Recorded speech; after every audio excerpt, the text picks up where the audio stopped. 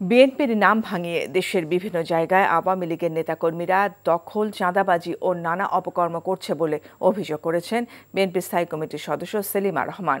জাতীয় প্রেস ক্লাবে এক আলোচনা সভায় তিনি বলেন, আওয়ামী লীগের কেউ যাতে বিএনপিতে অনুপ্রবেশ করতে না পারে সে বিষয়ে দলের নেতাকর্মীদের সতর্ক থাকতে হবে।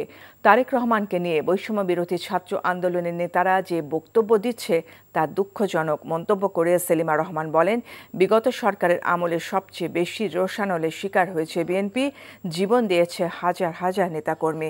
তিনি আরো বলেন, স্বৈরাচার শেখ হাসিনা ও ভারত মিলে বাংলাদেশকে নিয়ে নানা চক্রান্ত করছে। ভোটের অধিকার নিশ্চিতে বিভেদ ভুলে দলের সবাইকে ঐক্যবদ্ধ থাকার আহ্বান জানান তিনি।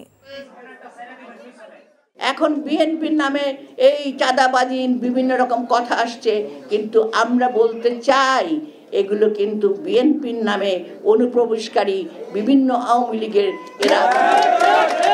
আপনারা সাবধান, নতুন কোনো কাউকে দলে ঢুকাবেন না এই কারণে, তার পরিচয় না জেনে। কারণ আমরা আওয়ামী লীগের এরা এখন ঢোকার চেষ্টা করবে, বিভিন্ন জায়গায় তারা ঢুকছে।